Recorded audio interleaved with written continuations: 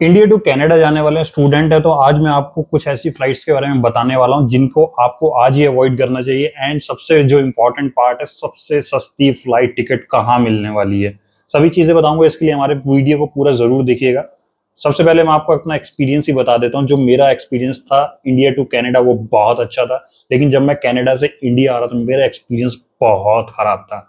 Main reason था उसके पीछे कि जब मैं कनाडा से इंडिया आ रहा था तो मैंने एक ऐसी फ्लाइट ली थी जो डायरेक्ट थी, सस्ती थी, लेकिन उसके बावजूद मेरा एक्सपीरियंस इतना वर्स्ट था कि मैं आपको बता नहीं सकता। इसलिए आपको उस फ्लाइट को लेने से अवॉइड करना चाहिए, लेकिन काफी सस्ती है वो फ्लाइट, तो इसलिए ज्यादातर लोग उसको लेना पसंद करते हैं।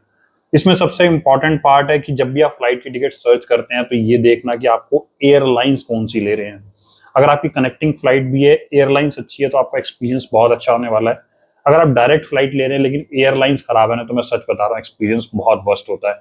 मैं आपको अपना एक्सपीरियंस बताता हूँ। मैं जब इंडिया से कनाडा जा रहा था तो मेरी कनेक्टिंग फ्लाइट थी, एयर कनाडा की फ्लाइट थी। मैं यहाँ से दिल्ली से जब मैं गया और वहां पे मेरा हॉल्ट था मॉन्ट्रियल में 3 घंटे का।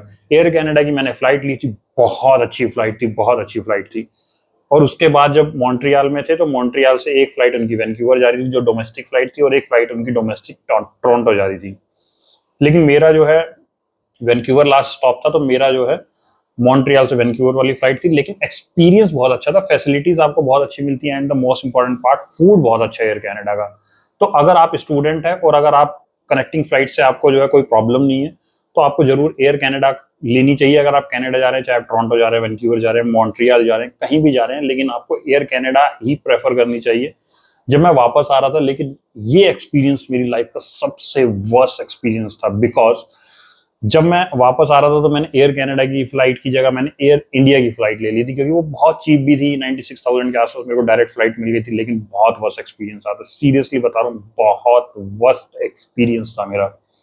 एक्सपीरियंस इसलिए वर्स्ट था, ना उसकी स्क्रीन वर्क कर रही थी, वॉशरूम्स क्लीन नहीं थे, फूड अच्छा नहीं था, एंड जो जो कैबिन क्रू था वो भी बहुत कोऑपरेटिव, तो मतलब कोऑपरेटिव तो था ही नहीं बिल्कुल भी।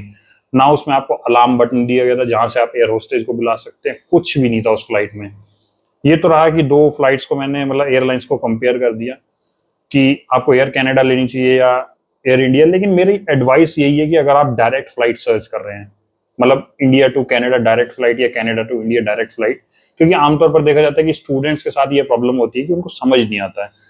क्योंकि कनेक्टिंग फ्लाइट होती है, आपको हॉल्ट होता है, वेट करना पड़ता है, फिर दूसरी आपको फ्लाइट लेनी पड़ती है, तो उससे थोड़ा सा स्टूडेंट कंफ्यूज हो जाते हैं। इसी वजह से वो ज्यादातर जो है डायरेक्ट फ्लाइट लेना ही पसंद करते हैं। तो फिर आप ले सकते हो एयर इंडिया की फ्लाइट, चीप भी है, स्टूडेंट्स होते हैं, ज्यादा बजट भी नहीं होता। लेकिन आपको कोशिश यही करनी चाहिए कि अगर आप कनेक्टिंग फ्लाइट ले सकते हैं तो आप दूसरी एयरलाइंस जरूर सर्च करनी, जिसमें एयर फ्रांस भी है, इसके अलावा एयर कनाडा भी है, बहुत सारी फ्लाइट्स हैं।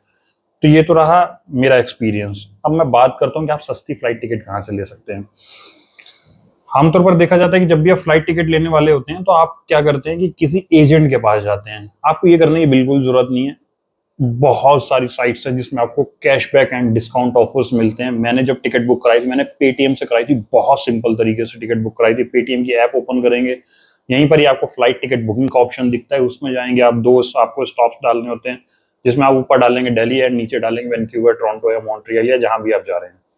तो यहीं पर ही आपकी सारी की सारी फ्लाइट्स आ जाएंगी और उसके बाद आप डायरेक्ट आसानी से कर सकते हैं। लेकिन मेरे साथ ये था कि जब मैंने आईसीआईसी क्रेडिट कार्ड से टिकट बुकिंग की थी ना, तो उसमें मेरे को 5,000 रुपए का इंस्टेंट डिस्काउंट मिला था।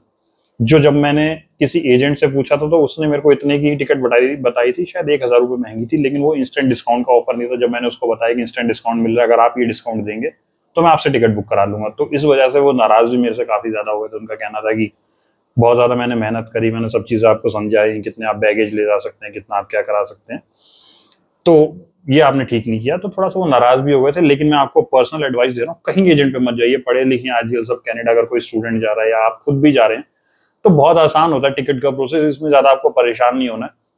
इसके अलावा आपको और भी साइट्स का यूज कर सकते हैं, लेकिन मैं इसलिए आपको पेटीएम को जो है इसलिए मैं प्रेफरेंस दे रहा हूँ क्योंकि मेरा एक्सपीरियंस पेटीएम के थ्रू तो बहुत अच्छा रहा था।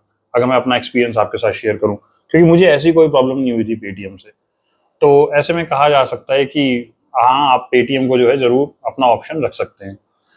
अब अगर आप भी किसी तरीके की कोई हेल्प चाहते हैं, आप चाहते हैं कि कैसे टिकट बुकिंग होती है, सब चीजें अगर आप भी जानना चाहते हैं, तो आपको कुछ नहीं करना, सिंपली एक चीज करनी है, मेरा नीचे मेल आईडी मेंशन है, उसमें आप मेरे को मेल कर सकते हैं, मैं आपको सारी इंफॉर्मेशन टिकट से रिलेटेड दे दूंगा, कोई इशू नहीं है। बल्कि मुझे तो ज्यादा अच्छा लगता है, क्योंकि जो चीजें मैंने फेस करी है वो मेरे को लगता है कि किसी स्टूडेंट को फेस ना करनी पड़े, क्योंकि I was also student, I went to Canada. लेकिन हाँ, मैं वापस जरूर आ गया था 3 महीने में। सारी जर्नी आपको मैं अपने यूट्यूब वीडियोस में बताऊंगा, इसके लिए आप मेरे यूट्यूब चैनल को सब्सक्राइब जरूर कर लीजिएगा।